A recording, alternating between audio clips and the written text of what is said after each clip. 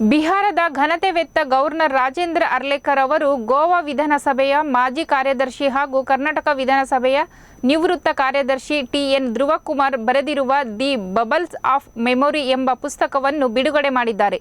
ಇದೇ ವೇಳೆ ಮಾತನಾಡಿದ ಅವರು, ಕರ್ನಾಟಕದ ಶಾಸಕಾಂಗ ಚರ್ಚೆಗಳ ಜೀವನವನ್ನು ಅರ್ಥ ಮಾಡಿಕೊಳ್ಳಲು ಪ್ರತಿಯೊಬ್ಬ ಶಾಸಕರಿಗೂ ಈ ಪುಸ್ತಕವು ಹೆಚ್ಚು ಮೌಲ್ಯಯುತವಾಗಿದೆ ಎಂದರು.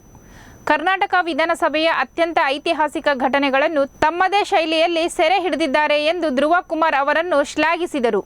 ಸಂಸತ್ತಿನ ಘಟನೆಗಳನ್ನು ಕಾಲಾನುಕ್ರಮದ ಘಟನೆಗಳಿಗೆ ಅನುಗುಣವಾಗಿ ದಾಖಲಿಸುವಲ್ಲಿ ಧ್ರುವ ಅವರ ಪ್ರಯತ್ನವು ಗಮನಾರ್ಹವಾಗಿದೆ ಎಂದರು. ಇದೇ ವೇಳೆ ಪತ್ರಕರ್ತರನ್ನು ಉದ್ದೇಶಿಸುತ್ತಾ ಲೇಖಕ ಧ್ರುವಕುಮಾರ್ ಕರ್ನಾಟಕ ವಿಧಾನಸಭೆಯಲ್ಲಿ ಹೆಚ್ಚುವರಿ ಕಾರ್ಯದರ್ಶಿಯಾಗಿದ್ದಾಗ ನಾನು ಈ ಪುಸ್ತಕವನ್ನು ಬರೆಯಲು ನನ್ನ ಮುಖ್ಯ ಪ್ರೇರಣೆಯಾಗಿತ್ತು. ಚರ್ಚಾ ಮಾನದಂಡಗಳ ಅತ್ಯುತ್ತಮ ಉಲ್ಲೇಖವನ್ನು ಸಹ ಪ್ರತಿಬಿಂಬಿಸುತ್ತದೆ. ಕಾರ್ಯಕ್ರಮದಲ್ಲಿ ವಿಧಾನ ಪರಿಷತ್ ಅಧ್ಯಕ್ಷರಾದ ಬಸವರಾಜ ಹೊರಟ್ಟಿ, ಬೆಂಗಳೂರು ವಕೀಲರ ಸಂಘದ ಅಧ್ಯಕ್ಷರಾದ ವಿವೇಕ್ ಸುಬ್ಬರೆಡ್ಡಿ ಮತ್ತು ಎನ್ಜಿಒಗಳ ಅಧ್ಯಕ್ಷರಾದ ಷಡ್ಯಕ್ಷರಿ ಹಾಜರಿದ್ದರು.